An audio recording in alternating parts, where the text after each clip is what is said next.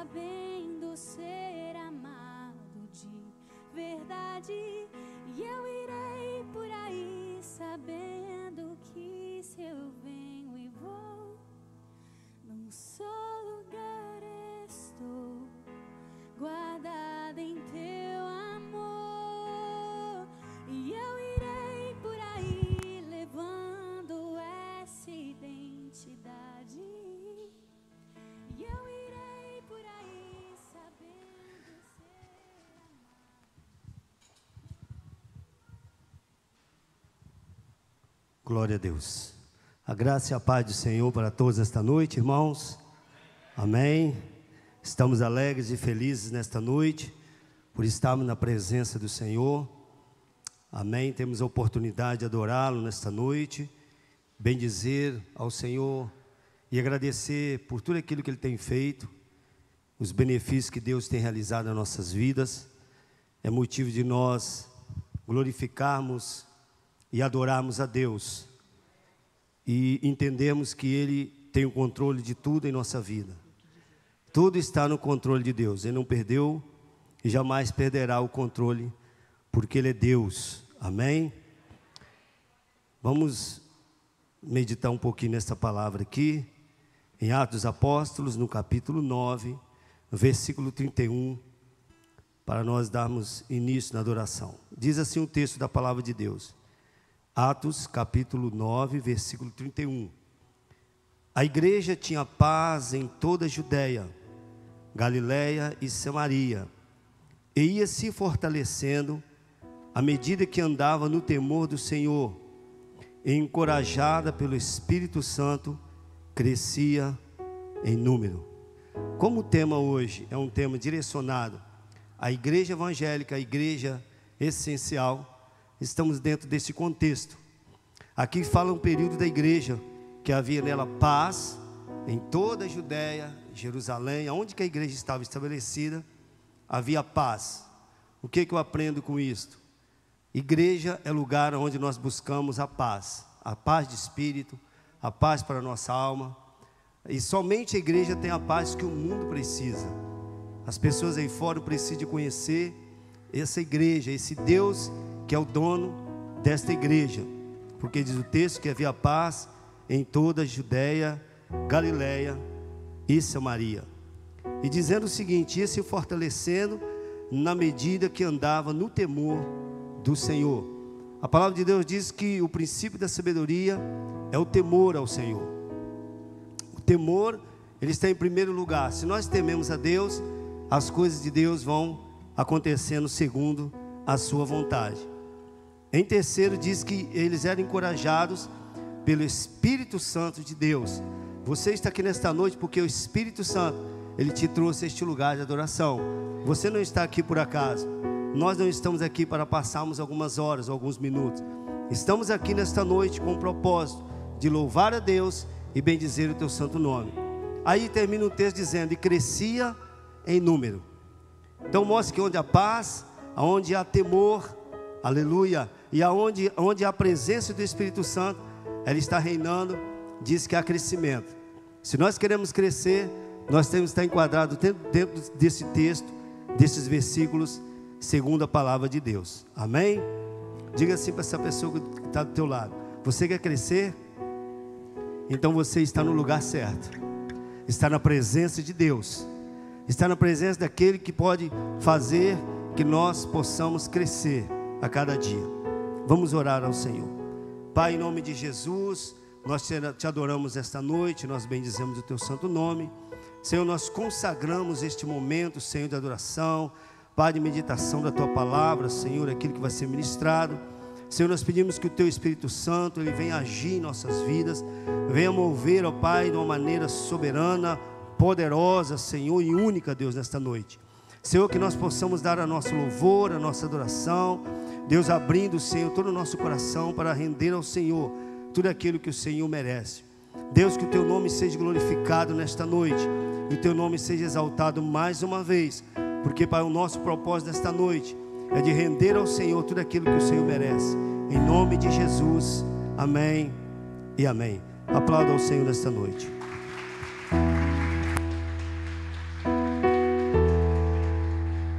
Glória a Deus. Aleluia. Quem está feliz com Jesus aí, dê um glória a Deus aí no seu lugar. Glória. Viemos adorar e bendizer o nome daquele que vive, daquele que reina.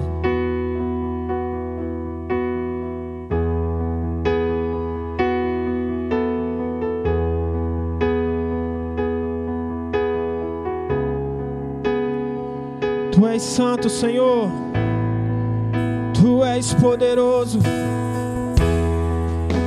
Tu és digno.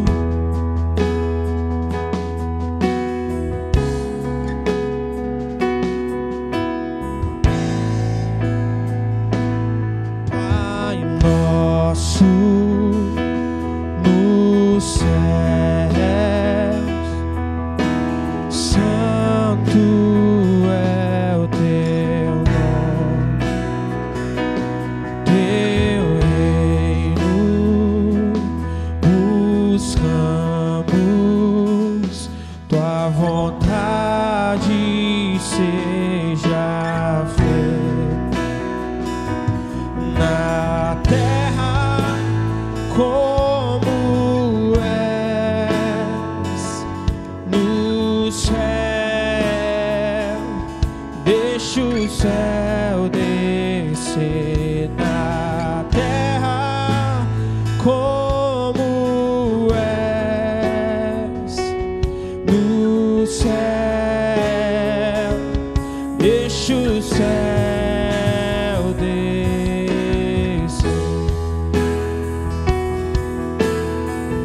Glorifica o nome dele aí, querido.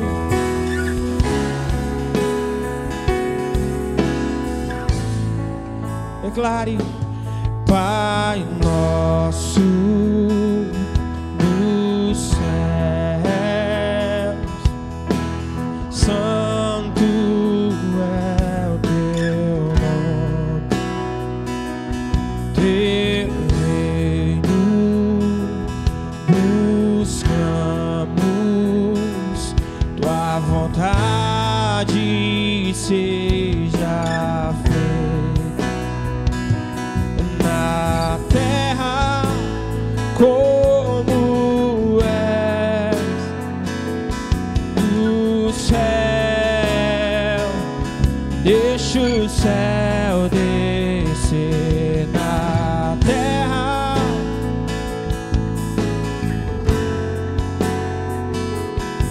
no céu. Deixa o céu descer.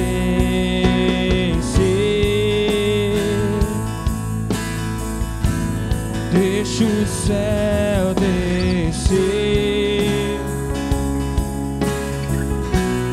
Deixa o céu descer. Erga suas mãos e declare: deixa o céu descer. Pois teu é o reino, pois teu é o reino teu.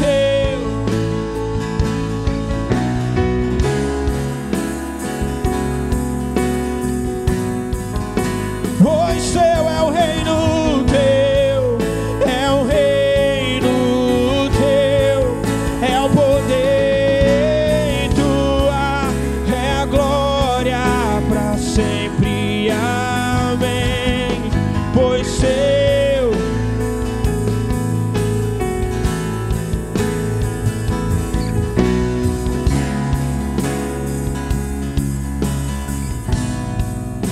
pois teu, pois teu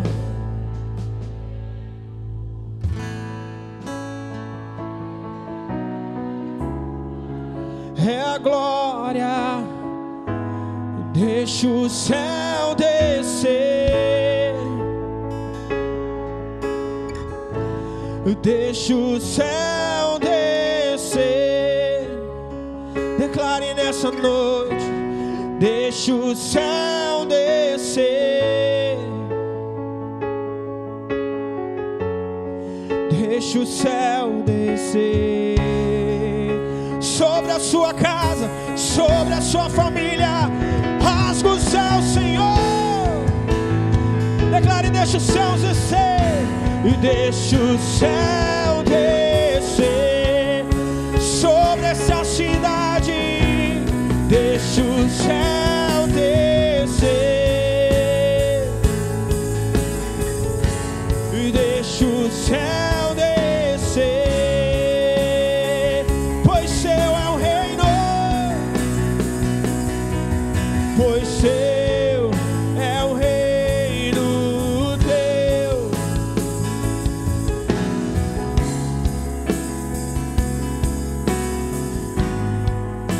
Pois seu é o reino teu, é o reino teu, é a glória. Declare: pois seu é o reino teu, é o reino teu, é a glória para sempre, amém. Para sempre, amém. Tu é a glória, teu é o reino, Jesus. Fique à vontade no nosso meio nessa noite. Amamos o teu reino neste lugar. Enquanto os instrumentos vão tocar nessa noite, levanta a sua voz e comece a aclamar Jesus neste lugar.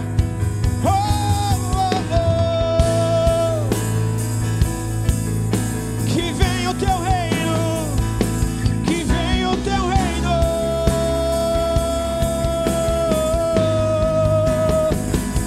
que venha o teu reino.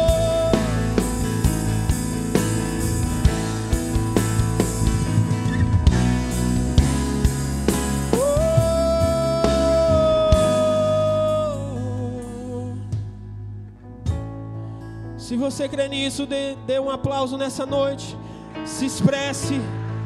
Oh.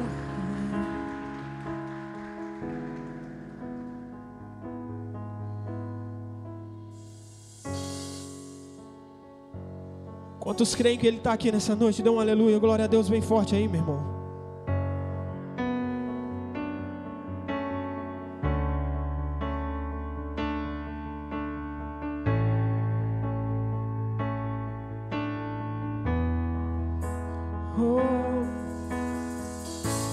Que o Senhor te abençoe e faça brilhar teu rosto em ti e conceda sua graça e te dê paz. Vamos declarar nessa noite.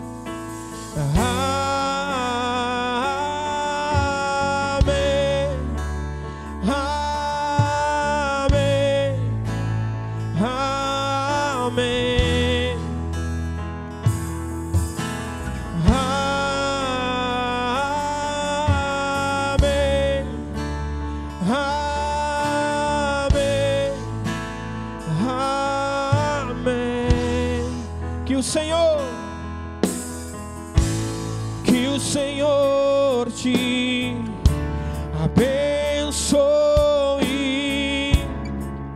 e faça brilhar seu rosto em ti e conceda sua graça e te dê paz. Erga suas mãos e declare amém.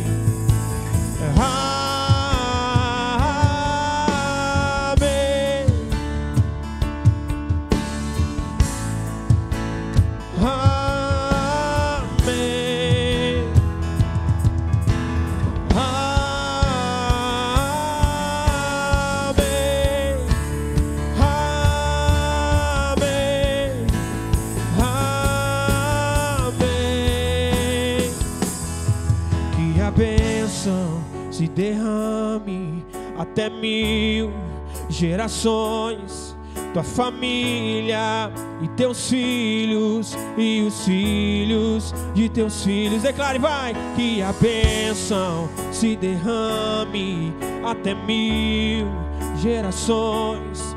Tua família e teus filhos e os filhos. Diga bem forte, vai! Que a bênção se derrame até 1000 gerações. Tua família e teus filhos e os filhos de teus filhos. Que a bênção se derrame até 1000 gerações. Tua família e teus filhos e os filhos de teus filhos.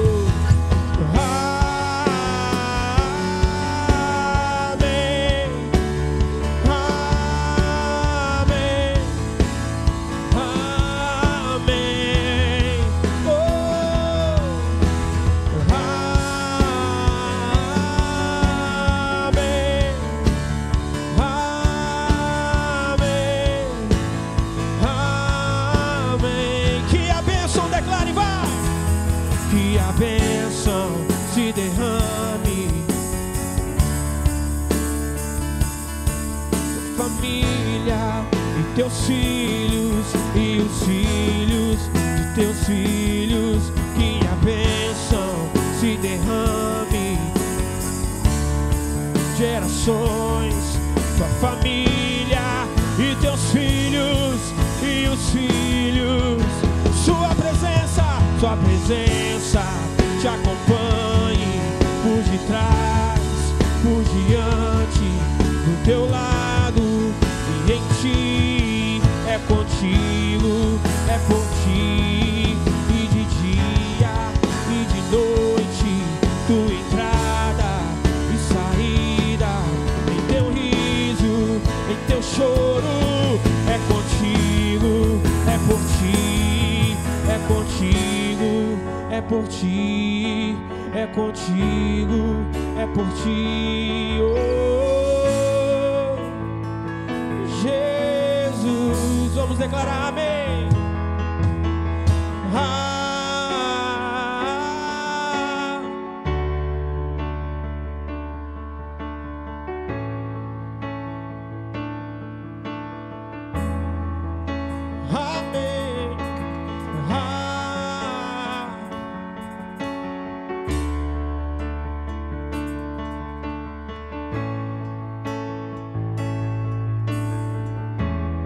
Para terminar, que a bênção se derrame até 1000 gerações. Tua família e teus filhos e os filhos. Que a bênção se derrame até 1000 gerações. Tua família e teus filhos e os filhos de teus filhos.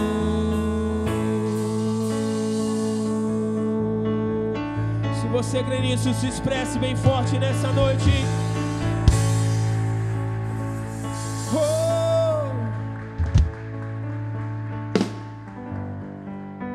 Ele está aqui neste lugar, o Deus que abençoa, o Deus que sara, o Deus que cura.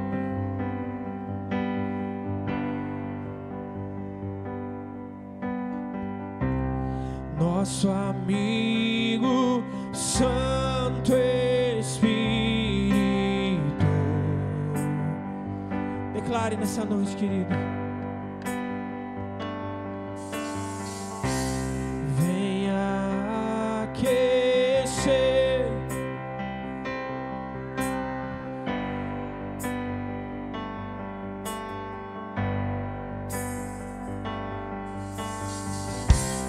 vem com cura e todo o seu poder.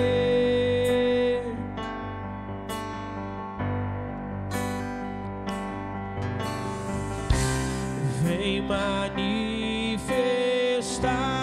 os seus sinais.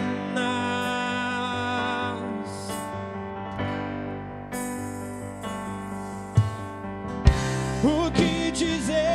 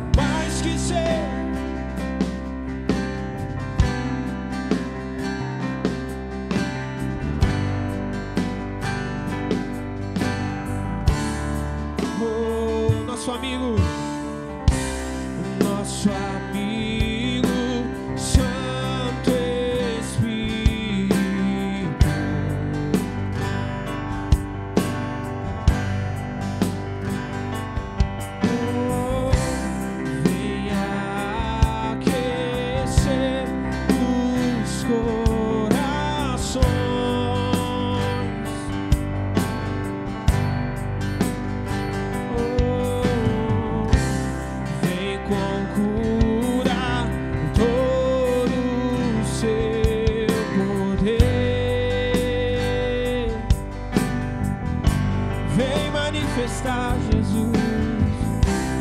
Vem manifestar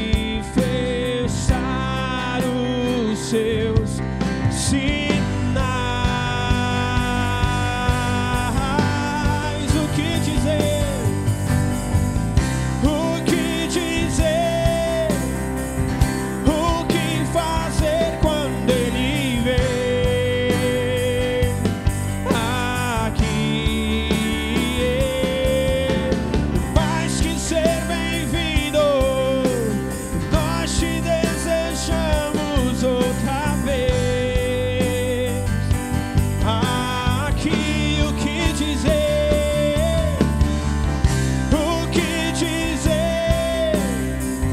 O que fazer quando Ele vem aqui?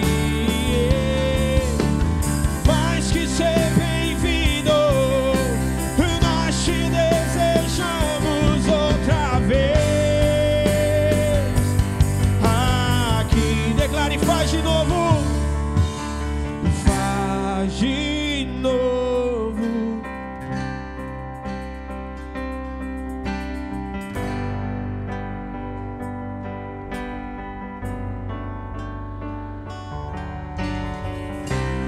De novo, faz de novo.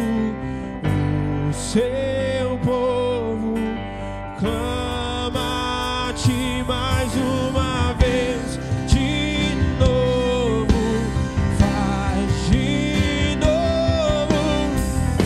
O seu povo clama a ti mais uma vez.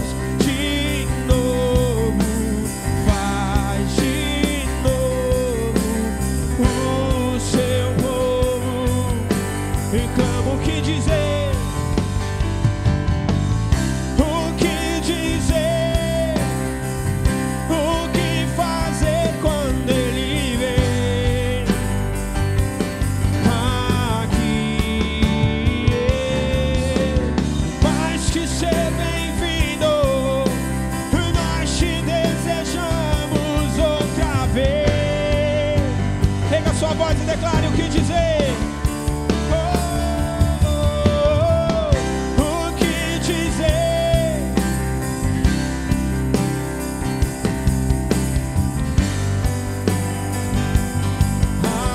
Aqui, mais que ser,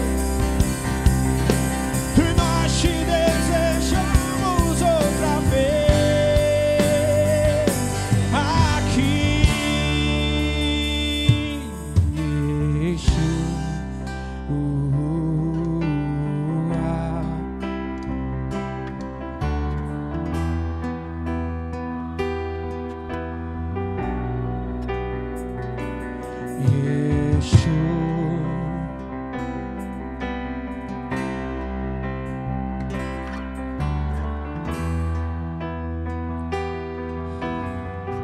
Chame por Ele nessa noite, Yeshua.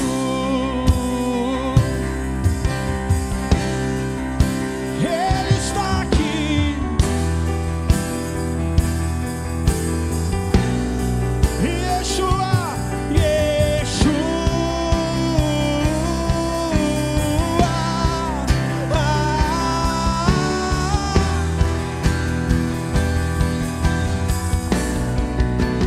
Meu amado é o mais belo entre milhares e milhares. Meu amado é o mais belo entre milhares e milhares. Meu amado é o mais.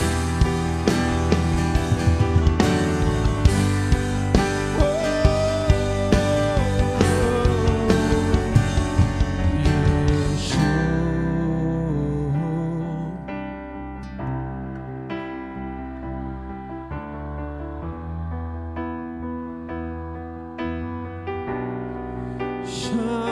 chame por ele, Yeshua.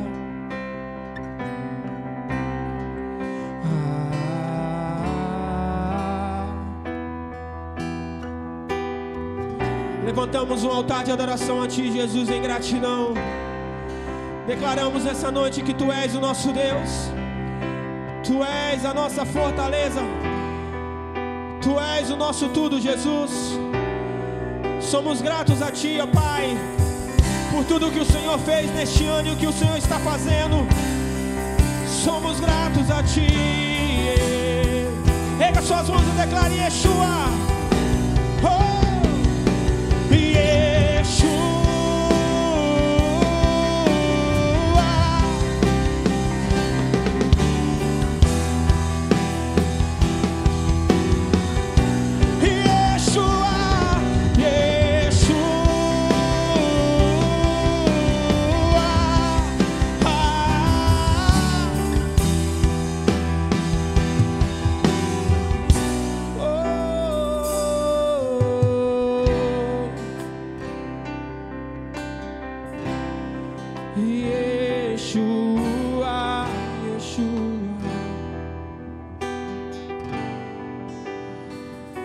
Você que vai ofertar nessa noite,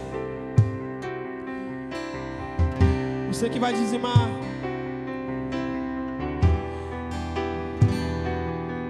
pode trazer sua oferta nessa noite ao altar do Senhor, enquanto nós vamos estar aqui ministrando, tocando. Yeshua, Yeshua, Yeshua.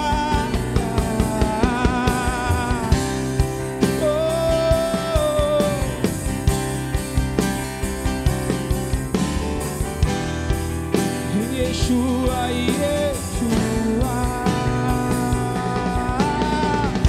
Tu és bem-vindo aqui, Tu és bem-vindo aqui, Jesus.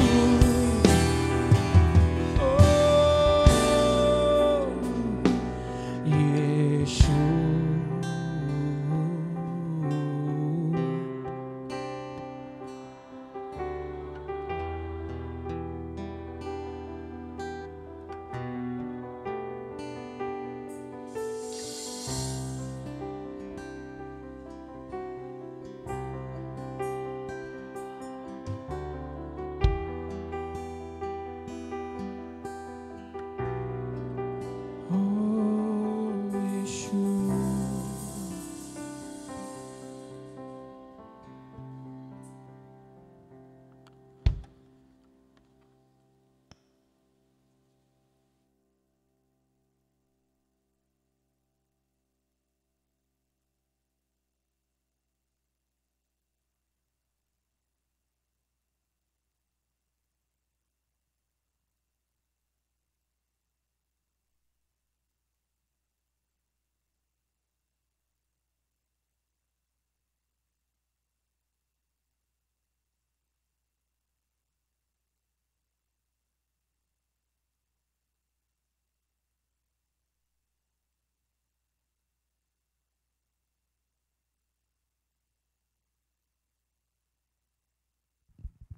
Amém, graça e paz a todos, glória a Deus. Vamos abrir as nossas Bíblias no Evangelho de João, capítulo 17, versos de 1 a 9. Evangelho de São João, capítulo 17, versículos de 1 a 9.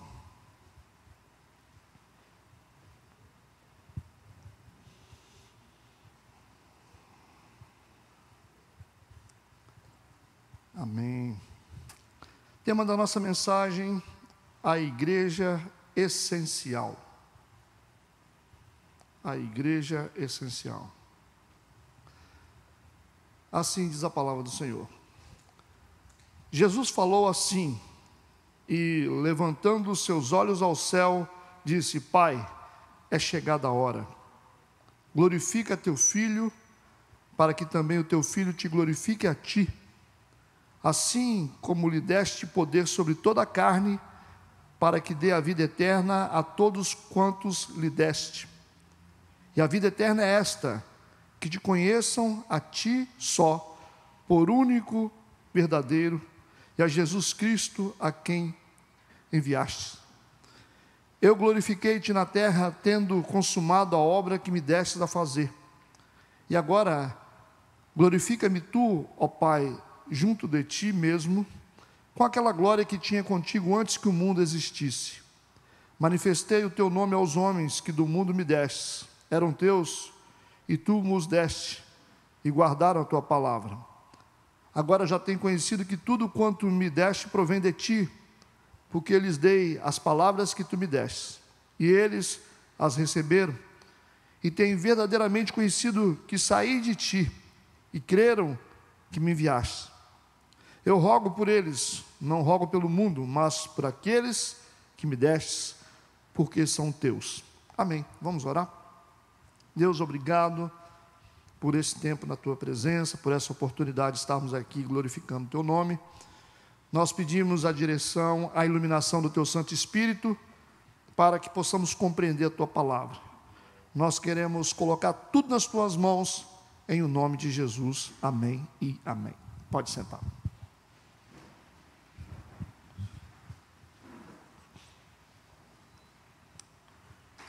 Em Mateus capítulo 16, Jesus anuncia que vai construir e vai edificar a sua igreja.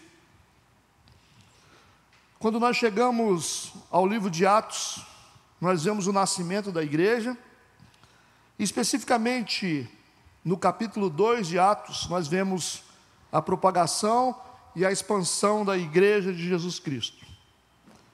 Finalmente, quando nós chegamos nas epístolas de Paulo, de Pedro e João, nós vimos as instruções dadas para a formação da liderança da igreja e como aplicar a disciplina na igreja.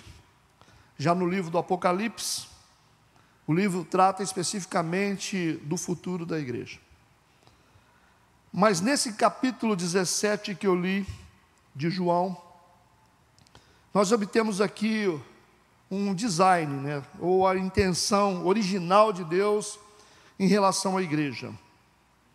E ele mostra essa intenção dele sobre a igreja através de uma oração, a oração de Jesus Cristo.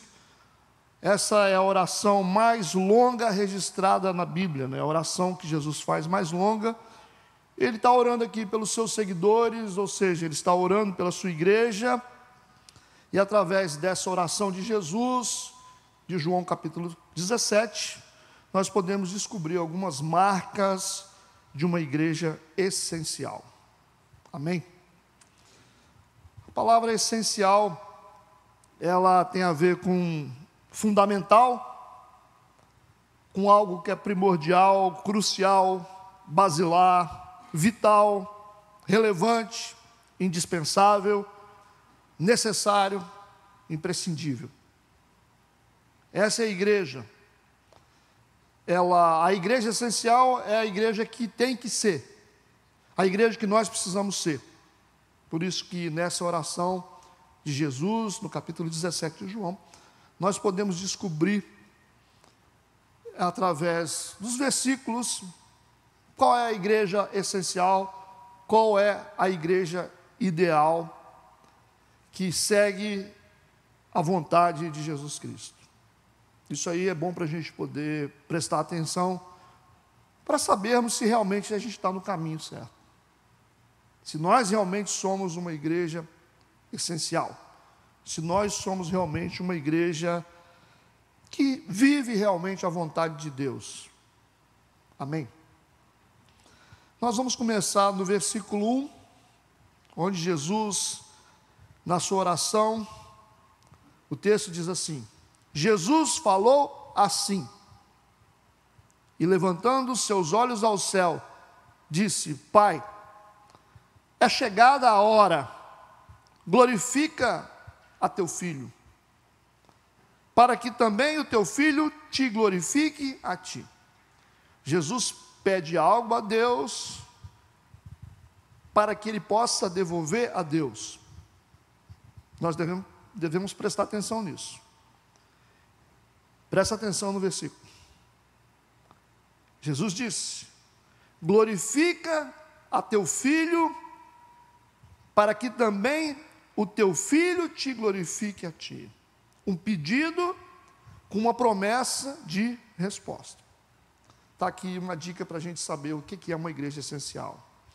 A igreja essencial, ela devolve a Deus tudo aquilo que ela recebe de Deus.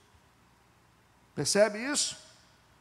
Jesus pede para ser glorificado pelo Pai, para que Ele também glorifique ao Pai. Ele pede algo para Ele, para que Ele possa devolver para Deus. Tudo que nós temos, nós recebemos de Deus. Os nossos dons, a nossa capacitação, os nossos recursos, todas as nossas habilidades, tudo veio do Senhor e nós precisamos devolver para Deus. Será que nós estamos devolvendo para Deus aquilo que nós recebemos de Deus? Se realmente nós somos gratos por tudo que Deus fez por nós, será que nós estamos tendo essa atitude de devolver para o Senhor aquilo que nós recebemos? A igreja essencial, é essa igreja que vive a essência verdadeira do Evangelho, ela precisa devolver a Deus tudo aquilo que ela recebeu de Deus. Eu quero te dar alguns versículos para você poder pensar. Eu quero ler Mateus 25, versículo 40, que diz assim: e respondendo o rei, lhes dirá: em verdade vos digo que quando o fizestes a um desses meus pequeninos irmãos, a mim o fizestes. Quando nós fazemos para as pessoas, nós estamos fazendo para Deus. É uma maneira de devolvermos para Deus o bem que Deus nos deu, abençoando as pessoas que estão ao nosso redor. É uma forma de devolver para Deus aquilo que realmente eu recebi.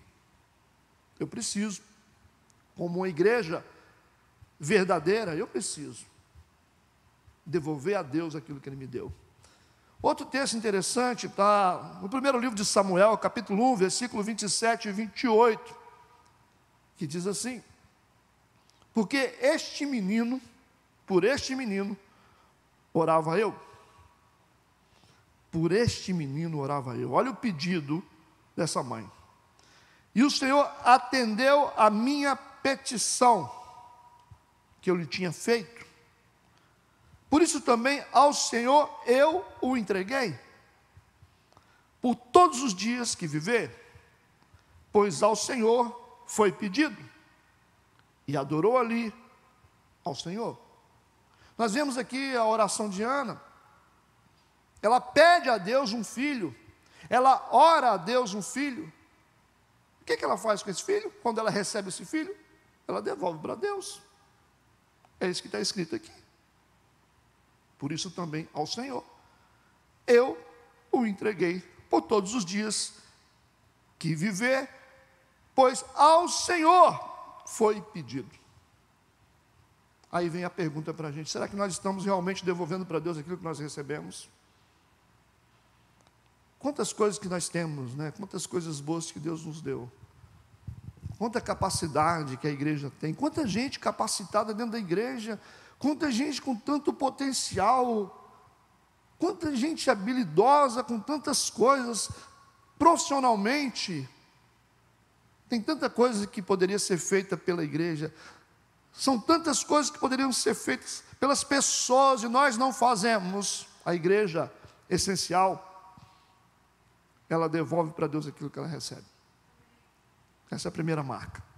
Segunda marca, a igreja essencial, ela só se gloria em duas coisas. Eu vou resumir em duas coisas, porque a gente gosta de glorificar várias coisas ao mesmo tempo. Mas a igreja essencial, ela só se gloria em duas únicas coisas: no conhecimento de Deus e na obra redentora de Jesus Cristo. Somente essas duas coisas que são importantes para a igreja essencial. E eu quero te dar o texto de João 17, versos 2 e 3. Escuta. Assim como lhe deste poder sobre toda a carne, para que dê a vida eterna a todos quantos lhe deste. E a vida eterna é esta: que te conheçam, a ti só, por único Deus, verdadeiro, e a Jesus Cristo, a quem enviaste. Apenas duas coisas. Apenas duas formas, ou dois caminhos. Apenas dois motivos para a glorificação. O conhecimento de Deus. Nós temos que conhecer a Deus. E temos que conhecer a obra redentora de Jesus Cristo.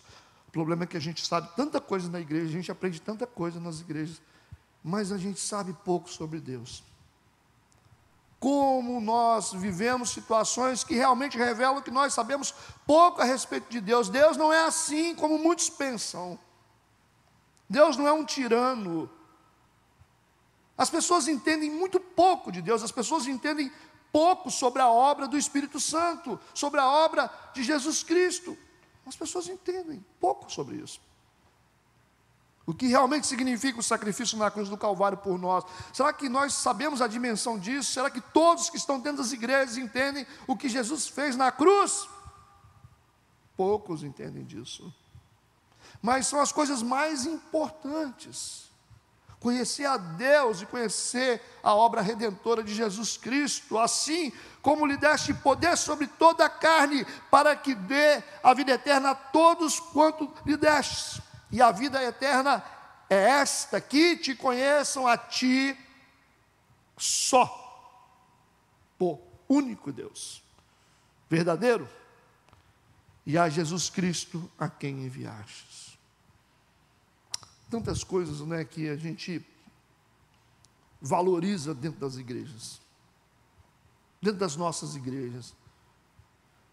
Quantas fontes de poder, quantas coisas que seduzem a gente dentro da igreja.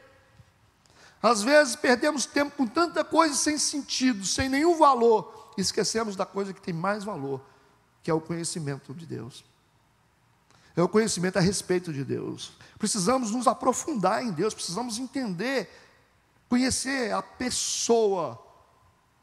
Deus é uma pessoa. Amém? João capítulo 17, vamos para o versículo 8, para que você entenda melhor. Porque lhes dei as palavras que tu me deste, e eles as receberam, e têm verdadeiramente conhecido que saí de ti, e creram que me enviaste. Eles acreditaram nisso.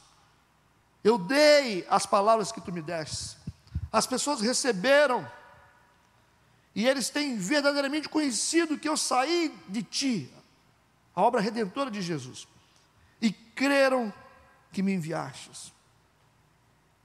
É isso que Deus espera de uma igreja verdadeira, de uma igreja essencial, de uma igreja ideal. Uma igreja que conhece a Deus, uma igreja que conhece a Jesus Cristo e a sua obra redentora. Jeremias capítulo 9, versículo 23 e 24.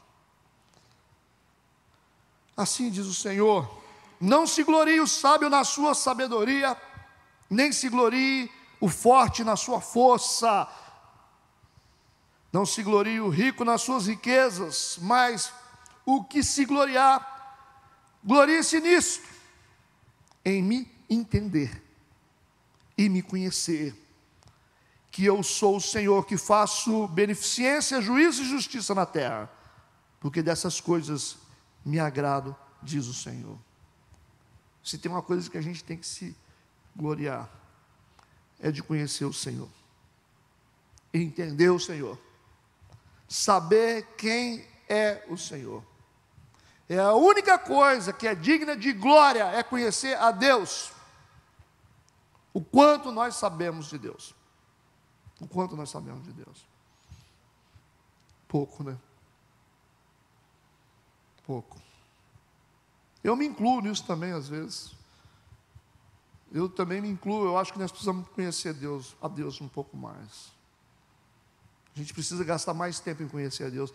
As pessoas gastam muito tempo em conhecer o diabo. Sabem tudo sobre o diabo. Falam nome de demônios. sabem tudo sobre várias coisas.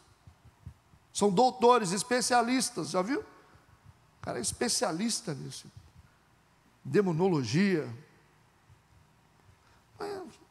Especialista em Deus, conhecedor de Deus, íntimo de Deus, próximo de Deus. A igreja muitas vezes tem outros interesses, mas nós precisamos conhecer mais a Deus. Quando nós começarmos a conhecer mais a Deus, muitas coisas serão resolvidas no nosso meio. Quantos estão entendendo o que eu estou falando?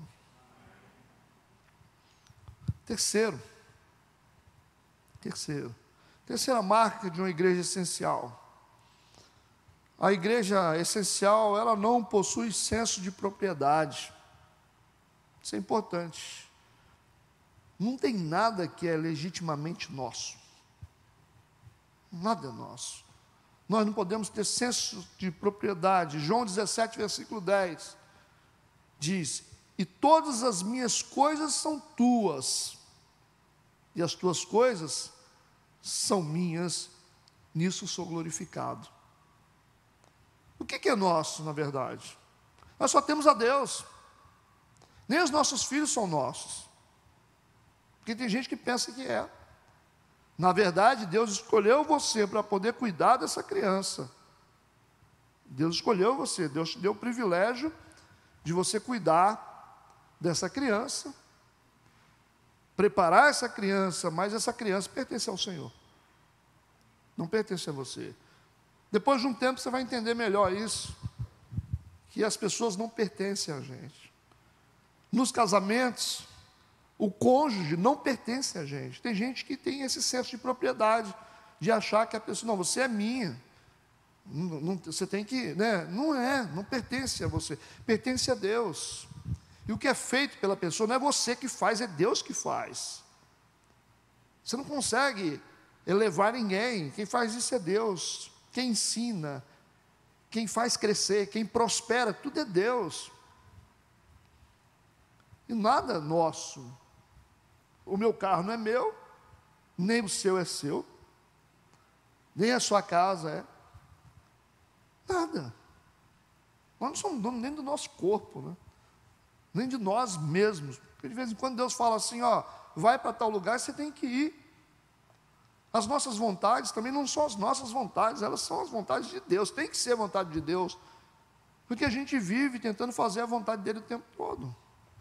O que funciona na nossa vida é quando nós fazemos a vontade de Deus. Quando nós fazemos a nossa vontade, a gente sempre arranja problema.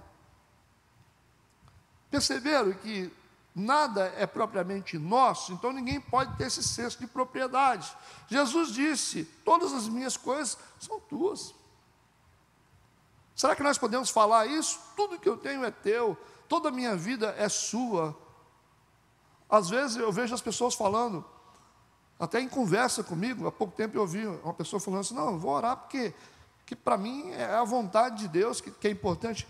Não é nada, tem gente que não está importando com a vontade de Deus não, já vem com a decisão tomada. Tem gente que já vem decidido.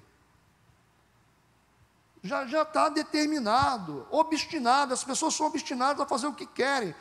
Nós precisamos entender o que significa ter uma vida dirigida por Deus, é diferente. Quando você tem uma vida dirigida por Deus, você não casa com quem você quer. Você não trabalha onde você quer. Entende? Você não fica na igreja que você quer. Não é assim que funciona. Você não fica na cidade que você quer.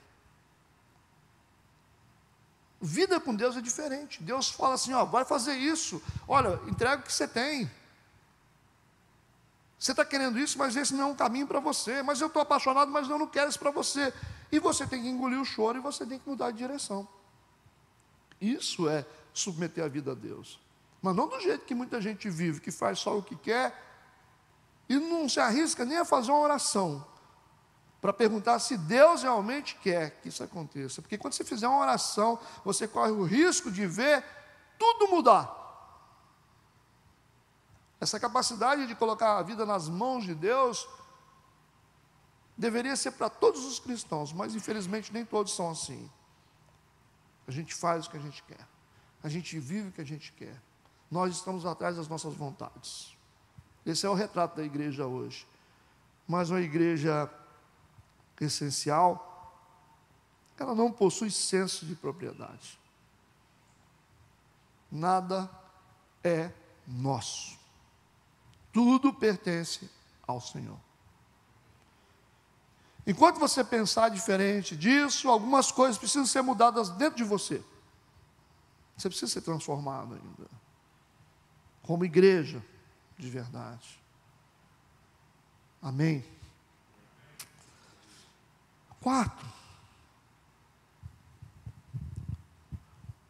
Quarta marca de uma igreja essencial, segundo o texto de João 17, eu quero ler o versículo 11, antes de falar esse princípio.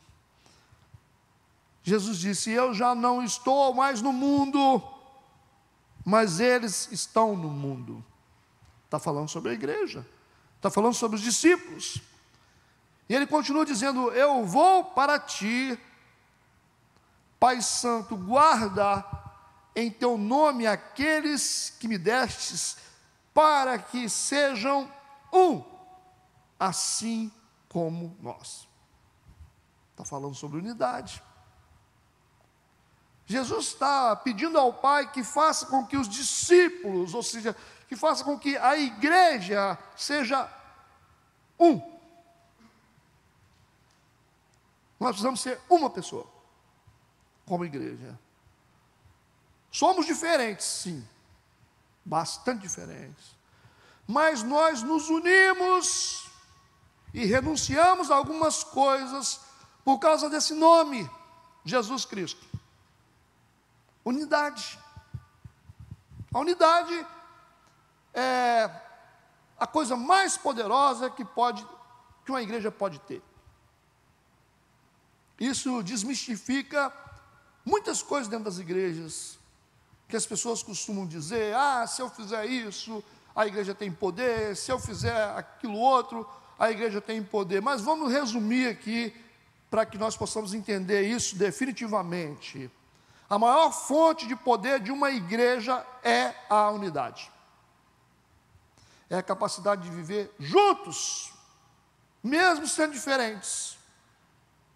E a gente percebe que esse é o maior desafio que nós temos hoje como igreja, é viver junto. As pessoas são diferentes demais, as pessoas têm problemas, as pessoas pensam de maneira diferente, e às vezes somos egoístas, e aí não vivemos a unidade. Aí você tem gente dividida com pensamento, com visão, com ideias, divididas no corpo de Cristo. Somos divididos na cidade, pastores que não se relacionam uns com os outros. Nós somos assim como igreja. Em várias cidades é assim, pastores que não passam perto do outro.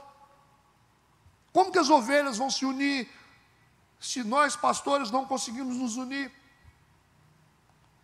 Então, o maior problema hoje é a falta de unidade, e a maior fonte de poder é a unidade. Jesus está dizendo assim: Pai, eu vou para ti, Pai Santo, guarda em teu nome aqueles que me deste, para que eles sejam um, assim como nós somos um. Pai, Filho e Espírito Santo é uma família, é a maior representação de unidade. É Pai, Filho e Espírito Santo, eles são uma família. E traz essa realidade para a igreja, para que nós possamos ser família, sim, mas nós não temos que ser iguais, gente. Isso que é importante entender. Ninguém tem que ser igual, nós temos que nos suportar. Nós vamos ter que arranjar jeito de suportar uns aos outros. Nós temos que orar, ter tolerância, sabe? Não tem que concordar com tudo que as pessoas dizem, com tudo que as pessoas querem que você faça. Não é isso que eu estou falando, mas a gente tem que dar um jeito de viver junto. É como uma família. Você tem dois irmãos, tem seu pai e sua mãe, às vezes tem uma confusãozinha entre o irmão e o outro, mas eles acabam juntos porque eles são família, não é assim? Às vezes tem diferença com o irmão menor, com o irmão maior, nem tudo são flores dentro da família. Às vezes você tem uma discussão, às vezes com relacionamento com a sua esposa, Mas depois vocês sabem que existe algo que une vocês, que é a família, é o casamento, percebe? Então, as brigas, as divergências que acontecem dentro de casa, elas vão passar e vocês vão terminar a história juntos. Tem que ser assim. A igreja é a mesma coisa. Nós temos o Espírito Santo que nos une. Nós estamos reunidos ao redor desse nome, que é Cristo, e temos que entender as diferenças, porque a unidade se faz na diferença. Não podemos ser iguais. Uniformidade é uma coisa, todo mundo é igual soldado, com a mesma roupa, falando igual. Unidade é diferente, a unidade se faz na diferença, onde existem pessoas diferentes umas das outras, mas elas decidem estar juntas. O casamento não é assim? Duas pessoas diferentes, mentalmente diferentes às vezes, fisiologicamente diferente, biologicamente diferente às vezes. Sim, mas elas não estão juntas. O casamento não tem essa capacidade de manter duas pessoas juntas, porque é algo sagrado. Então a igreja é a mesma coisa. Então não dá para a gente ficar achando, não aguento. Não dá para a gente falar assim, eu vou embora porque eu não vou ficar. A gente, às vezes, algumas coisas ficam insuportáveis, sim. Mas não dá para a gente separar, não dá para a gente desistir da gente, desistir de viver junto. É uma luta, mas é uma luta que está interna. É uma luta nossa, que ela acaba se resolvendo por causa do nome de Jesus. Isso é unidade. A igreja essencial, ela vive a unidade, ela não só fala de unidade, ela vive a unidade. E a unidade da igreja é interessante porque ela gera poder para impactar o mundo. Isso que é interessante, ela gera poder. Esse é o propósito da igreja, impactar o mundo. Deus gerou a igreja, Deus fundou a igreja, fez nascer a igreja, para que a igreja possa impactar o mundo. Esse é o nosso trabalho. Se a gente estiver fazendo um monte de coisa aqui, nós estamos adorando, nós estamos pregando, nós estamos fazendo um monte de coisa dentro da igreja, e olha que a gente se movimenta muito, mas se esse poder não chegar lá fora na vida das pessoas, para elas se converter, nós não fizemos o nosso trabalho, nós falhamos na nossa missão principal, que é levar Jesus para as pessoas. E aí, o que serve a igreja? Para a gente ficar jogando bolinha de gude junto aqui dentro só? Não, essa unidade, ela precisa ser aperfeiçoada, tem que haver crescimento em unidade, isso vai gerar um poder capaz de afetar o mundo lá fora. É isso que está escrito na Bíblia. Vamos ler João 17, versículo 21. Escuta aí. Para que todos sejam um, como tu, ó Pai, o és em mim, e eu em ti, que também eles sejam um em nós. Para quê? Isso que é importante. Para quê? O mundo creia que tu me enviaste. Tudo começa na unidade. Ele diz, nós precisamos fazer com que eles sejam um, para que todos sejam um. Quem? A igreja. Ele está falando da igreja. Como tu, ó Pai, o és em mim e eu em ti, que também eles sejam um em nós. Para quê? Esse é o propósito. O texto mostra o propósito, para que o mundo creia que tu me enviaste. A única maneira do mundo saber que Jesus foi enviado para morrer por eles, pelos pecadores, porque nós nos convertemos, nós aceitamos a Jesus, mas tem um monte de gente que ainda não aceitou. Mas para que essas pessoas possam conhecer a Jesus, a igreja precisa gerar esse poder da unidade, senão a gente não afeta as pessoas que estão lá fora. É sobre isso que esse texto está falando. Para que o mundo creia que tu me enviaste.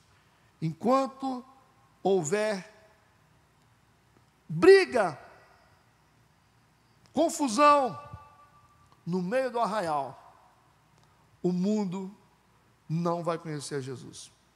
É isso que o texto está falando.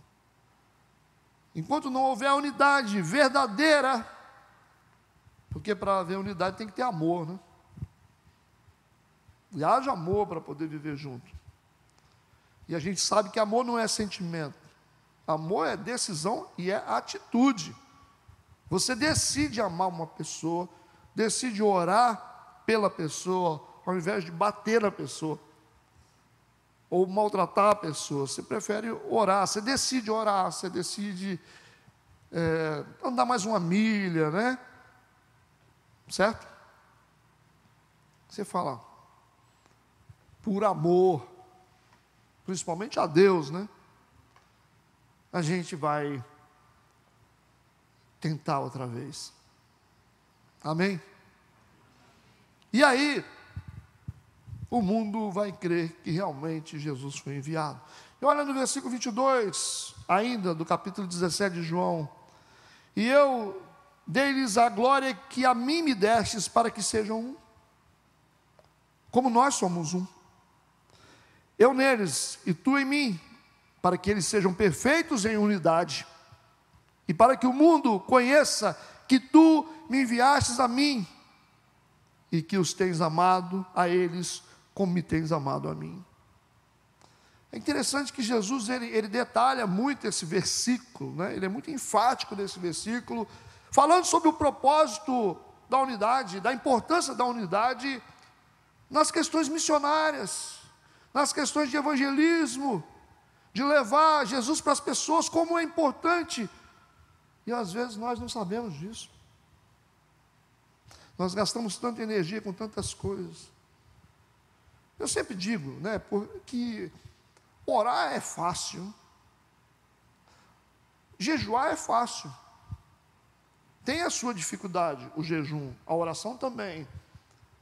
E no monte também é fácil, para orar mais, né, mais tempo. Mas ter unidade é muito difícil. Porque para ter unidade você tem que saber perdoar, né? E perdão é uma perda grande. Perdão. Não tem como você perdoar uma pessoa sem perder. Porque a gente quer perdoar, mas a gente quer ganhar. Não, eu vou perdoar? Como assim que eu vou perdoar? Não posso, né?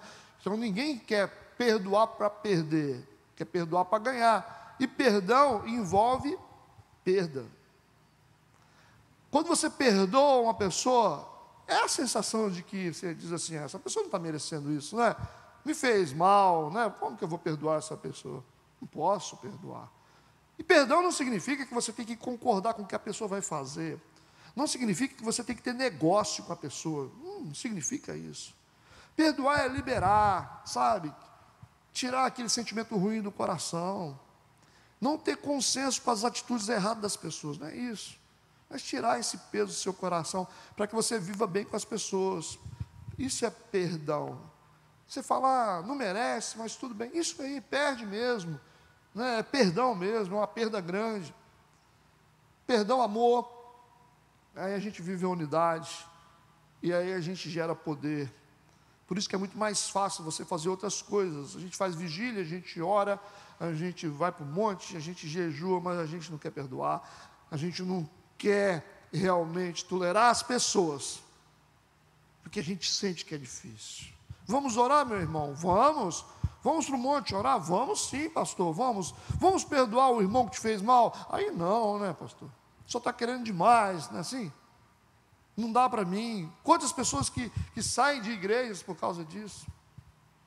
Por causa de conflito. Quantas pessoas que deixam ministérios, desistem do chamado, da missão. Quantas pessoas, qualquer coisa, essas pessoas estão preparadas para andar com Deus realmente? Elas estão preparadas? As pessoas que estão hoje firmadas nos ministérios, fazendo algo para Deus, não são pessoas que não sofreram, não. São pessoas que sofreram e muito, mas elas suportaram. Elas suportaram. Então nós que estamos na frente das coisas, nós que estamos fazendo as coisas dentro das igrejas, não é que nós não sofremos e muito, mas nós estamos suportando esse negócio. Nós estamos orando por isso. Nós estamos a todo tempo perdoando as pessoas. Nós somos chamados de bobos. Ah, como é que você aguenta isso? Tem coisas que a gente aguenta, né? Mas tem coisas que não dá para aguentar, não. Mas a gente tem coisas que a gente vai aguentando, vai aguentando, vai aguentando. Tem coisas que você não precisa aguentar. Nem Deus manda você aguentar. Tem coisas que você tem que deixar mesmo. Deixar é bíblico, sabia? É bíblico. Subtração é bíblico. Tem coisas que você tem que deixar. Mas o perdão é muito importante, porque a unidade depende do perdão. Depende do perdão. Isso gera poder nas nossas vidas. E é isso que esse texto está dizendo. A igreja é essencial, ela vive a unidade. Porque ela sabe que essa é a sua fonte de poder. É a sua fonte de poder. Ó, quão bom e agradável que os irmãos vivam em união. Não é como óleo. Não é como óleo sobre a cabeça de Arão, que desce pela cabeça, escorre pelas barbas, e as vestes de Arão ficam encharcadas de óleo. Essa é uma grande unção, esse óleo que enche a cabeça, os cabelos, desce pelas barbas, e nas vestes é muito óleo para isso. Por isso que a unidade, ela é extremamente poderosa. Ela é muito poderosa. A capacidade de viver juntos, tanto em família, no trabalho, na igreja. E vamos começar pela nossa casa. Como é que estão os nossos relacionamentos em casa? Como é que você está com a sua esposa, seus filhos? Como está a sua família? Vocês estão em pé de guerra? Não estão se conversando? Como é que está a situação? Vamos começar a unidade em casa. Você vai dizer, mas não é fácil não, pastor, em casa você não sabe o que eu estou vivendo. Eu não preciso saber, Deus sabe o que você está vivendo. Faça a sua parte como um bom cristão. Perdoa e tira as mãos do diabo de dentro da sua casa. Tira as mãos de Satanás, tira essa semente satânica que foi plantada dentro da sua casa. Esse conflito, não está conversando, não se fala já tem um tempo, não conversa com o filho, não conversa com a esposa, não conversa com a mãe. Essas coisas estão acontecendo dentro das famílias. A unidade começa em casa. Precisa de respeito. A gente precisa aprender a respeitar as pessoas, respeitar as diferenças, respeitar os gostos das pessoas. Ah, mas isso aí, eu gosto, e daí? Eu gosto. Qual o problema? Não tem que ficar pesando as pessoas, porque as pessoas têm gostos diferentes. Não gosta do que você gosta, não vai onde você vai, não pensa como você pensa, não é tão inteligente como você. Não tem que ficar diminuindo as pessoas, tem que parar de se achar grande demais. A Bíblia diz que aquele que se exalta será humilhado. A sua exaltação revela o lugar para onde você vai. Quando você diz eu sou grande, eu sou poderoso, é eu que faço, eu que sei, você não sabe nada. Não sabe nada. Quando Jesus foi chamado de bom, ele disse, só existe um que é bom, Deus. O Pai é bom. Então não tem ninguém bom. Mas eu sei, sabe o quê? Eu sou inteligente, mas para com isso. Para de andar na direção do abatimento, da humilhação. Para de se achar. Humilhar as pessoas, pisar nas pessoas. É irmão diminuindo o irmão. Há um irmão mais sabido que o outro. Ah, mas você não sabe nada. Para com isso. Respeita os limites das pessoas. Respeita as pessoas. Respeita sua mãe. Tem filho que fala, mãe, isso é burra demais. Que isso? Uma desonra danada dentro de casa. Sabia que desonra pai e mãe acelera o processo de morte? Está na Bíblia. Honra pai e mãe, primeiro mandamento com promessa, para que se prolongue os seus dias na terra. Se a Bíblia está dizendo que honrar pai e mãe prolonga os dias na terra, quando você desonra, você morre cedo. É isso que a Bíblia está dizendo. Quanta gente que morreu cedo porque desonrou pai e mãe. Ah, pastor, você não conhece papai. Não interessa quem é o seu pai. Ah, meu pai não é crente. Não tem problema. Quem disse que tem que ser crente? Quem tem que saber disso é Deus. Você tem que honrar Ele, não importa quem Ele seja. Se for cachaceiro, honra ele do mesmo jeito. Mas qual o problema? Ele é seu pai, ela é sua mãe. Honrar. Cristão tem que honrar pai e mãe. Tem que aprender a fazer isso. Não tem que ser crentinho igual você, não. Tem que honrar, porque Deus vai ficar contra você se você desonrar os seus pais. Pode ter certeza. Se o marido desonrar a esposa, Deus vai ficar contra ele. Se você diminui o seu marido, se você diminui a sua esposa, Deus está contra você. Porque Deus é um Deus da família.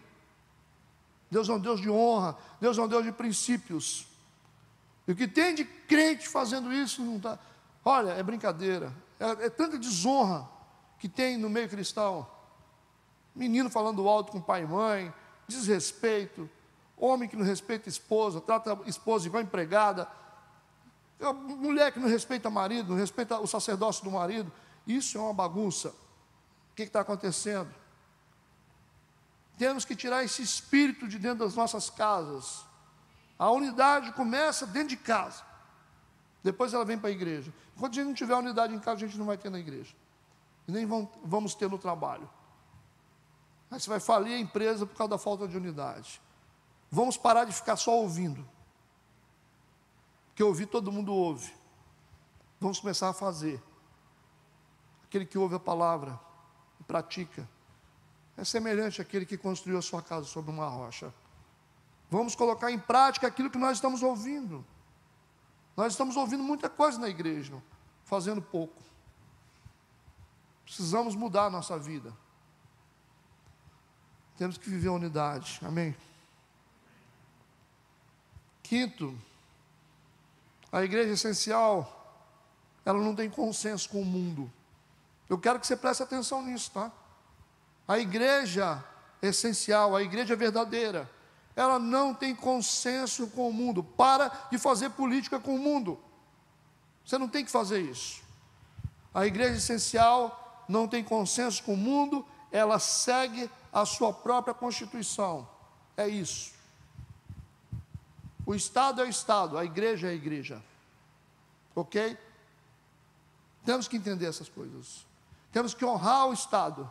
Temos que honrar as autoridades instituídas, mas nós fazemos as nossas regras. Nós temos as nossas regras. O mundo tem as regras, o mundo tem as suas próprias regras, mas nós temos as nossas.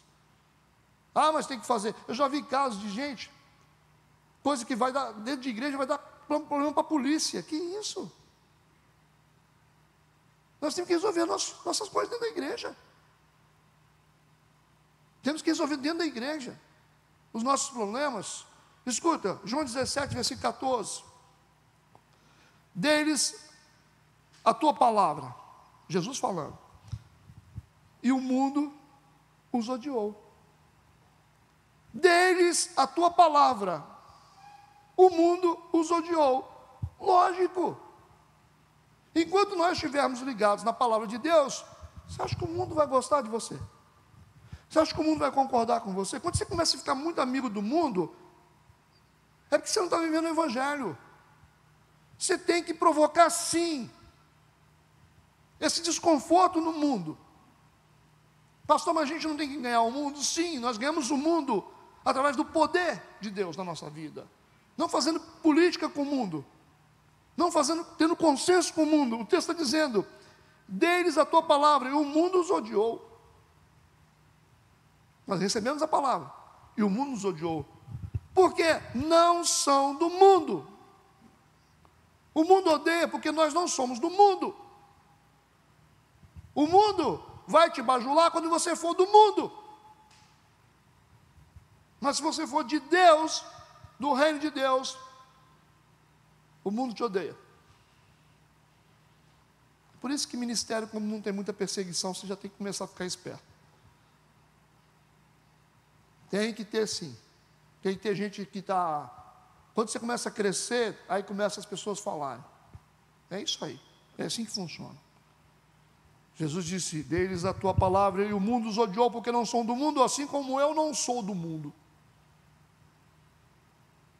E ele disse no versículo 15, não peço que os tires do mundo, mas que os livres do mal. Deus não vai te tirar do mundo. mas Ele vai te livrar do mal do mundo. É isso que Deus vai fazer. Não vai tirar a gente daqui, não. A gente vai trabalhar nas empresas, nós vamos trabalhar nas empresas, nós vamos circular por aí, vamos sim. Mas Deus vai nos livrar do mal do mundo. É isso que Ele está dizendo aqui. Então não tem que ter consenso. Não tem que ter. Não tem que ter acordo. Não tem que fazer nada para ficar agradando ninguém, não. Quem vive o reino de Deus não tem que ficar agradando o mundo. Então vamos fazer aqui, porque senão o pessoal vai pensar o quê? Pensa o que quiser. Pensa o que quiser. Nós temos as nossas regras. Ah, mas vocês são quadrados, né? Porque vocês acreditam nisso ainda? É, nós acreditamos nisso. Nós acreditamos na família. O mundo não está acreditando mais, não. Mas nós acreditamos na família. Nós acreditamos no casamento. Nós acreditamos. Nós acreditamos na educação. Acreditamos em tudo isso. Acreditamos que os jovens podem crescer servindo ao Senhor. Nós acreditamos nessas coisas. Tá, mas isso aí é quadrado. É quadrado para quem? Para o mundo, mas para nós não. Nós acreditamos que homens e mulheres podem viver em santidade, esperar o tempo certo, para que as coisas aconteçam. Nós acreditamos nessas coisas. Ah, mas o mundo evoluiu, né, pastor? Não interessa, a nossa Constituição é própria. Nós temos uma Bíblia que é a nossa Constituição. Essas são as nossas regras. Mas você deveria pegar a pessoa e matar a pessoa que te fez mal, mas nós não matamos. A gente perdoa as pessoas. Ah, mas se fosse eu faria assim, você faria assim, mas nós não fazemos assim. A gente não persegue as pessoas. Nós oramos pelas pessoas. A gente não se vinga das pessoas. É diferente, nós vivemos na contramão do mundo. Temos que fazer diferente do mundo. Reagimos diferente. Nossos valores, as nossas crenças são diferentes. As nossas festas são diferentes. São. Nós não vamos fazer igual. Mas tem igreja que quer fazer consenso? Sim. Quer fazer consenso, porque, não, aí a gente vai esvaziar, né? Se a gente não fizer, a igreja não vai crescer. Se a gente não fizer isso igual o mundo está fazendo, não vai ter ninguém na igreja. E daí? Fecha as portas. Qual o problema? Por quê? Porque qual a vantagem de ter uma igreja aberta para desagradar a Deus? Qual a vantagem disso? Ah, porque eu tenho um ministério. Só se você tem interesse em dinheiro e finanças. Só o único motivo para você manter uma igreja aberta, desagradando a Deus, é porque você está interessado no lucro. Porque se você realmente quer servir a Deus, você como sacerdote, você tem que defender os interesses de Deus. Você foi chamado para defender os interesses de Deus, não interesses de A ou B, de poderosos. Você não tem que defender o interesse de ninguém. Eu desafio qualquer pessoa a vir me pressionar a defender interesse que não for de Deus. Eu desafio. Se for para mim poder ter uma igreja aberta, para poder agradar um monte de gente que quer fazer o que quer, eu fecho as portas e vou para dentro da minha casa, que eu ganho muito mais. Porque se for para ir para o inferno, eu prefiro ter uma igreja fechada. Porque tem porta aberta que não serve para nada, só serve para desagradar a Deus. Tem algumas portas que deveriam ter sido fechadas já há muito tempo, que estão fazendo desserviço para o Evangelho. Essa que é a verdade. Desserviço, não deveria ter sido aberto. Mas é bom, não é bom não. Se for para pregar o contrário, se for para ficar fazendo apologia a coisa errada, é melhor não estar aberta. Se for para desagradar a Deus e agradar pessoas, fecha a porta. Nós temos que parar de pensar. A igreja precisa entender o papel dela. O papel da igreja. Deus vai nos proteger, Deus vai nos honrar, enquanto nós defendermos as vontades de Deus, o querer de Deus, os princípios de Deus. Vai ficar difícil daqui a uns anos? Sim, vai ficar muito mais difícil. Mas Deus já está preparando a geração dele. Deus não precisa de ajudinha, não. Ele já levanta os seus na hora certa. Ele tira de onde tiver, ele vai tirar a água da rocha, mas ele vai levantar profetas, homens e mulheres cheios do Espírito Santo, que vão pregar a palavra com autoridade. Pode ter certeza disso. O tempo mudou, as coisas passaram, mas a igreja está de pé. Temos que aprender isso. Parar de ter medo do mundo e parar de fazer ou ter consenso com as coisas que não são de Deus. A igreja é essencial. Ela defende os interesses de Deus. Deles, a tua palavra e o mundo os odiou. É isso. O mundo os odiou. Porque não são do mundo. Assim como eu não sou do mundo. Está claro isso aqui? Isso. E quando você falar a verdade dirigido pelo Espírito Santo de Deus, Deus vai te honrar. Ele vai te honrar e vai te proteger. Toda vez que você defender os interesses de Deus, não importa em que nível for, Ele vai te honrar e vai te proteger das pessoas. Vai te proteger de todo tipo de ataque. Agora, se você fizer diferente, você não serve para nada. Essa que é a verdade. A igreja precisa mudar os pensamentos. Senão daqui a pouco, isso aqui vai virar uma boate. E nós vamos jogar as Bíblias fora. É isso que vai acontecer se a gente não tomar cuidado. Estou falando num contexto geral de igreja, tá bom? Não estou apontando o dedo para ninguém, não. Estou dizendo que nós estamos vivendo um tempo muito difícil como igreja. E eu acho que essa palavra tem tudo a ver com isso. Sobre a igreja essencial. Como nós vamos começar o ano 2021 repensando os nossos valores. Amém? Eu estou já no final. Sexto, a igreja é essencial. Ela aceita, ela respeita e confia no trabalho profético da mensagem bíblica pregada. Escuta isso. A igreja é essencial. Ela aceita, ela respeita e confia no trabalho profético da mensagem bíblica pregada. A igreja do Senhor Jesus aceita. João 17, versículo 17. Olha o que diz o texto. Santifica-os na tua verdade. Santifica-os na tua verdade. A tua palavra é a verdade. A única coisa que santifica uma igreja é a verdade. É a palavra. É a única coisa, é o mover profético da palavra. A igreja do Senhor Jesus, ela aceita, ela respeita e ela confia no trabalho profético da palavra pregada. Não fica dodói. Hoje pregou contra mim. Eu não volto mais nesse lugar. Nós temos que prestar atenção nas coisas. Temos que prestar atenção nas coisas, daquilo que Deus fala. Uma igreja verdadeira, o cristão de verdade, ele sabe exatamente quando Deus está falando através da palavra dele. Ele aceita, ele respeita, ele confia no trabalho profético da mensagem pregada. A cada mensagem pregada, Deus nos dá a direção. A cada mensagem ministrada, seja por qualquer pessoa que estiver aqui, Deus está nos levando para um caminho de proteção, um caminho de amor. Deus está guiando o rebanho dele. Deus está guiando as suas ovelhas para passos melhores. Sim, o pastor está nos guiando, porque Deus é o verdadeiro pastor. Ele está nos guiando, e nós podemos confiar na palavra de Deus, a mensagem bíblica, porque Deus está nos guardando, Deus está nos guiando. Não tenha medo, receba a palavra, aceite e confie no trabalho profético da mensagem bíblica pregada, amém? E por último, a igreja essencial, ela glorifica a Deus de duas maneiras. Ela glorifica a Deus de duas maneiras. Primeiro, pela declaração que sai da sua boca.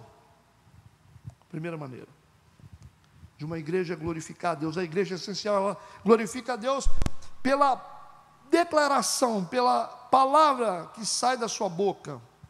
E segundo, pelas obras que saem das suas mãos. Duas maneiras de glorificar a Deus.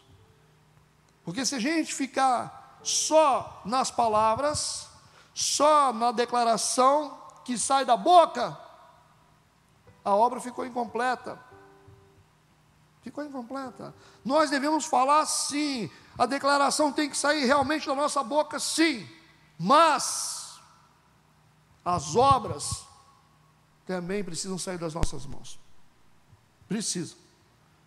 Não é só falar, a gente precisa viver tudo isso aí. Nós precisamos viver o Evangelho, nós precisamos começar a fazer realmente, estar na igreja, participar das coisas na igreja, se envolver nas coisas da igreja, amar o próximo lá fora, principalmente, não é só aqui dentro não, aqui dentro também é difícil, amar o próximo, respeitar o vizinho, respeitar o irmão, sim, fazer as coisas lá fora, no trabalho principalmente, gente, no trabalho, vamos ser cristãos no trabalho, gente.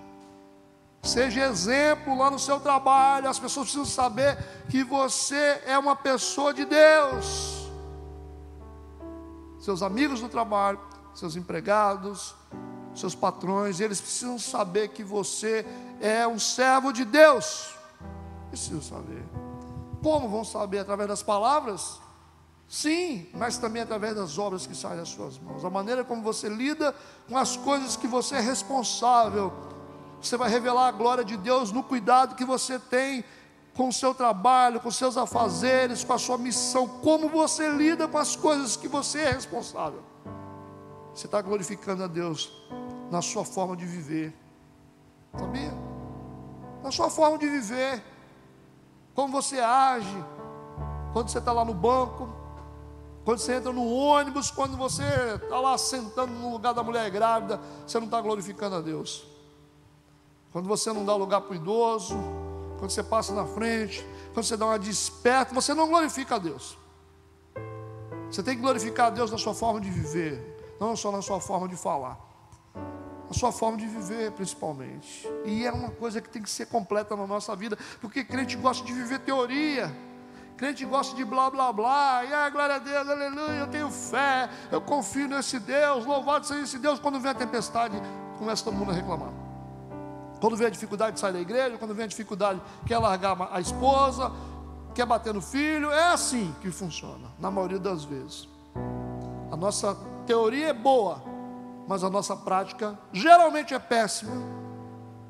Mas esse texto de João 17, versículo 6, Jesus fala sobre a sua glorificação através da declaração que ele fazia. Ele disse: manifestei o teu nome aos homens que do mundo me deste. Manifestei o teu nome aos homens que do mundo me deste.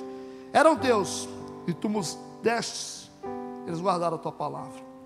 Agora olha no versículo 8 do capítulo 17. Porque lhes dei as palavras que tu me deste, e eles a receberam, e têm verdadeiramente conhecido que saí de ti e creram que me enviaste. Agora em João 17, versículo 4, Jesus disse: eu glorifiquei-te na terra, tendo consumado a obra, ok? A obra que me destes a fazer. Essa obra, ela se completa através das coisas que são feitas. Jesus não só falou, Jesus não só verbalizou coisas, Jesus fez, Jesus foi, Jesus curou, Jesus perdoou. Até na cruz ele disse: Pai, perdoa porque eles não sabem o que fazem. Então Jesus, ele viveu realmente isso, ele falou, ele glorificou a Deus pela declaração que saía da sua boca, mas também pelas obras que saíam das suas mãos. É assim que a gente vive. A igreja essencial, ela vive dessa forma. Esse alinhamento é tudo para nós. Esse alinhamento é tudo para nós. Quando a gente conseguir colocar em prática aquilo que a gente vive teoricamente na igreja, quando nós conseguimos colocar em prática aquilo que a gente verbaliza como cristãos, a respeito de amor, a respeito de fé, a respeito de perdão, a respeito de compromisso, as pessoas estão olhando para a gente. E às vezes a gente vê até ministros que estão na frente. Ministros que estão na frente. Tá, não estou especificando pregadores ou ministros, cantores, ou quem toca em ministério. Eu estou falando de uma maneira geral. Eu não estou falando especificamente da nossa igreja, estou falando de igreja de uma maneira geral. Ministros que verbalizam tantas coisas, que falam, cantam coisas e não vivem, cara. Essas pessoas não sabem nem onde fica a sala pastoral. As pessoas não sabem nem onde fica um texto bíblico. Abre a Bíblia e não sabe onde fica Mateus, não sabe onde fica Malaquias, não sabe o que é isso. O que é Malaquias, pastor? É de comer? Não sabe. Não sabe, é só fazer um teste. Você vê na hora que a pessoa vai abrir a Bíblia, começa a procurar Apocalipse no livro de Gênesis, no início. E estamos aqui na frente.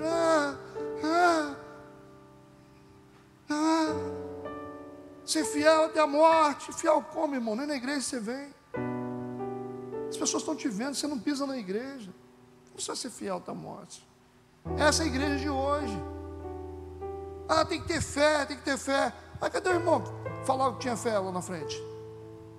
Saiu porque está triste, porque fulano olhou para ele de forma diferente. Saiu da igreja. Mas saiu da igreja. Não estava cantando fé lá na frente? Não estou entendendo. As pessoas ouvem. Certo? As nossas declarações de fé aqui na frente, como ministros, o juízo começa pela casa de Deus e pelo sacerdócio, por nós que estamos aqui na frente. Qual o nível de comprometimento que nós temos com a fidelidade, com o tempo, com o horário? O que é isso que nós estamos fazendo? Esse é um chamado de Deus para a gente começar a pensar sobre essas coisas. Começar a pensar nessas coisas. Estamos chamando as pessoas a terem compromisso. Estamos chamando as pessoas a ter fé. As pessoas estão pensando, mas esse cara nem fé tem. Esse cara fala de amor aí, canta amor, fala de amor, mas passa perto de mim e nem olha para a minha cara. Prega amor. Você está entendendo o que eu estou falando? Então, somos nós. Igreja é isso aí. Que não deveria ser. Então Deus está nos chamando para isso, para esse alinhamento sobre aquilo que nós estamos verbalizando, para aquilo que nós estamos vivendo hoje. Começando na nossa casa, passando pelo nosso trabalho e na nossa igreja. E aí sim nós vamos ter poder de verdade para fazer com que as coisas realmente aconteçam. Porque se a gente não mudar isso, a gente vai ficar patinando no mesmo lugar. Vamos ficar cansados, sobrecarregados, não vamos chegar a lugar nenhum. Vamos passar anos. Você ganhou quantas almas para Jesus? Quantas pessoas se converteram através do seu ministério? Ninguém, né, pastor? Então, meu irmão, se você não tem ninguém que mudou de vida através daquilo que você faz, tem alguma coisa errada com o seu ministério. Você tem que parar. Ou você revisa ele com seta, ou você tem que parar e dar lugar para outro. É isso que nós temos que pensar, como cristãos. Amém? A igreja essencial é assim: manifestei o teu nome aos homens que do mundo me destes. Eram teus, e tu nos destes e guardaram a tua palavra. Porque lhes dei as palavras que tu me deste, e eles a receberam, e têm verdadeiramente conhecido que saí de ti, e creram que me enviaste. Versículo 4. Eu glorifiquei-te na terra, tendo consumado a obra que me deste a fazer. Cristo está ensinando para os discípulos, Cristo está ensinando para a igreja que Ele está deixando como é ser igreja. João capítulo 17. Vamos ficar de pé. Vamos ficar de pé. Em Mateus 16, Jesus anuncia que vai construir e edificar a sua igreja. No livro de Atos, nasce a igreja e se propaga a expansão da igreja. As epístolas ensinam como formar as lideranças da igreja e como aplicar a disciplina na igreja. O livro do Apocalipse trata do futuro da igreja. O Evangelho de João, no capítulo 17, fala sobre o design ou a intenção original de Deus em relação à igreja. Isso é feito através de uma oração de Jesus Cristo. Essa é a oração mais longa registrada por Jesus. Ele ora pelos seus seguidores, os seus discípulos, ele ora pela sua igreja. E através dessa oração, ele nos mostra o que é realmente ser uma igreja essencial, uma igreja fundamental, uma igreja crucial, relevante, necessária. Feche seus olhos, vamos adorar o Senhor por um tempo e vamos pensar como igreja, porque essa é uma mensagem para dentro de casa.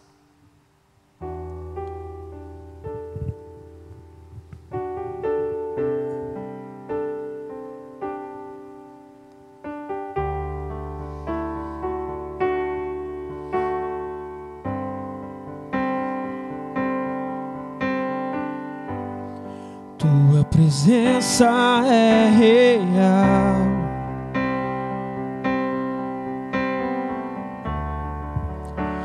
aqui neste lugar.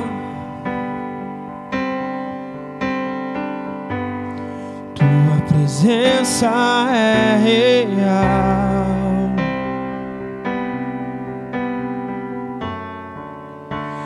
aqui neste lugar.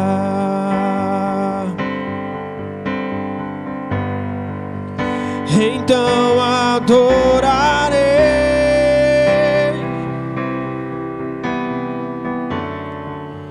então eu louvarei,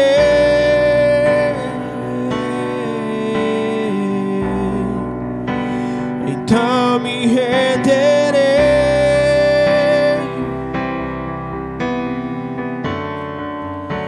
totalmente a ti.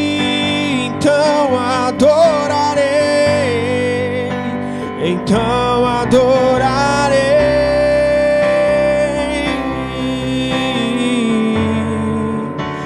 então eu louvarei,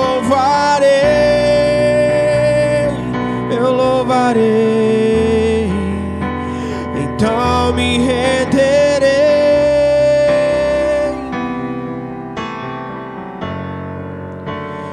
totalmente a ti. Eu queria te convidar, você que sentiu o desejo no seu coração de estar aqui diante do Senhor, se há algum acerto que você precisa fazer com o Senhor, se há alguma retificação espiritual a ser feita hoje entre você e o Senhor, eu quero que você saia do seu lugar humildemente e venha até o altar para que eu possa estar orando por você. Se há alguma coisa que você entende que precisa ser aferida com o Senhor, se você entende isso no seu coração, mesmo que as falhas que você tem cometido sejam maiores do que o seu desejo de mudar,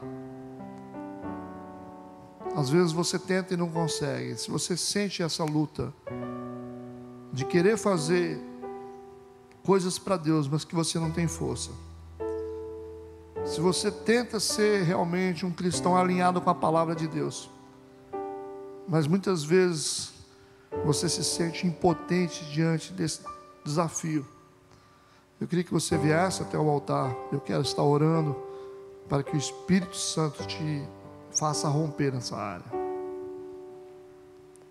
Quero que você saia do seu lugar, um coração humilde, e venha até o altar do Senhor para que eu possa fazer uma oração por você. Em nome de Jesus, todos que sentiram o desejo no coração de saírem do lugar, venham até o altar para fazer um acerto com o Senhor, um alinhamento com o Senhor.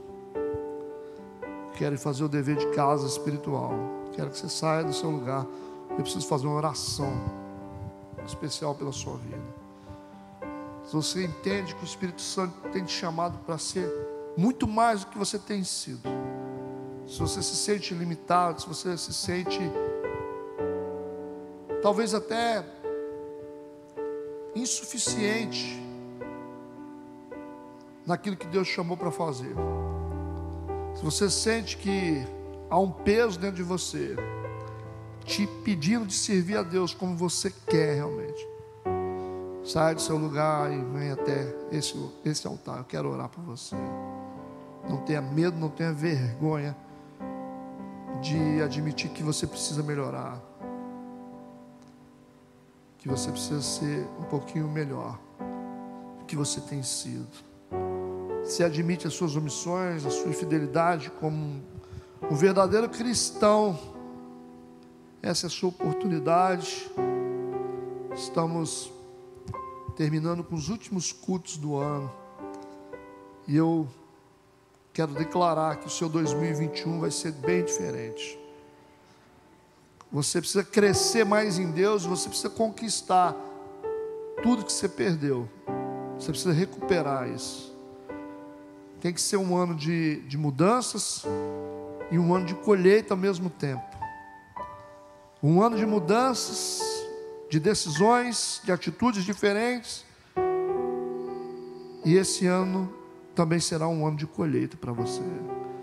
As mudanças que nós fazemos na nossa vida, elas vão garantir a nossa colheita, nosso sucesso, a nossa prosperidade como cristãos. É um tempo de orar mais, é um tempo de buscar mais, é um tempo de ser mais sensível às coisas de Deus. Eu preciso orar por você. Coloca a mão no seu coração. Eu quero orar. Amém? Pai, nós, em nome de Jesus, colocamos essas pessoas nas tuas mãos para que o teu Espírito Santo faça uma obra poderosa de transformação. Toca no coração, toca na alma, no espírito, Senhor, dessas pessoas, para que elas possam ser impactadas pelo teu poder. Se há algum domínio espiritual, se há alguma coisa, alguma influência maligna ou satânica, nós desfazemos agora em nome de Jesus. Nós mandamos embora em nome de Jesus. Se há alguma influência ou interferência espiritual maligna, nós destruímos isso agora em nome de Jesus. Senhor, coloca do teu Santo Espírito nesta vida. Coloca do teu Santo Espírito no coração deste homem, dessa mulher, desse jovem. Em nome de Jesus Cristo, que haja cura, que haja restituição. Constrói novamente esse coração quebrado. Constrói novamente essa espiritualidade que foi destruída, Senhor. Que as brechas sejam fechadas, que toda legalidade seja removida agora em nome de Jesus. Todo o direito que Satanás teve sobre a tua vida não terá mais em nome de Jesus. Pai, venha perdoar, venha santificar, venha mudar a situação. Muda o cenário, Pai, totalmente. Trata a tua igreja, Senhor, em nome de Jesus. Abençoa a tua igreja em nome de Jesus. Renova as forças da tua igreja. Ah, Deus, levanta os teus profetas. Não deixa o mundo invadir a tua igreja. Não deixa o mundo entrar no coração dos teus filhos, Senhor. Nos esvazie do mundo agora em nome de Jesus. Retira de nós toda contaminação mundana em nome de Jesus Cristo. E restitui a presença do Senhor em nome de Jesus Cristo, Pai. Levanta os teus soldados, os guerreiros que estão abatidos, estão fracos, cansados, Deus, em nome de Jesus. Em nome de Jesus, nós não queremos continuar caminhando vendo guerreiros enfraquecidos. Nós não queremos lutar sozinhos, nós precisamos de todos, Senhor. Nós não queremos olhar para trás e ver muitos dos nossos irmãos abatidos na guerra, feridos na guerra. Mas os que estão feridos sejam levantados, os que estão abatidos sejam erguidos novamente, em nome de Jesus. Toda unção profética que foi paralisada, que foi destruída, seja restituída a partir de hoje, em nome de Jesus. Todos que estão aqui e os que estão ouvindo essa palavra, os que estão fracos espiritualmente, sejam tocados agora pelo Espírito Santo, sejam renovados pelo poder de Deus. Sintam nojo do pecado e sintam a fome da presença dele. Sintam a fome da presença de Jesus Cristo na vida de vocês que estão ouvindo, assistindo essa mensagem. A presença de Deus será restituída na sua vida. A alegria da presença do Senhor em você vai voltar,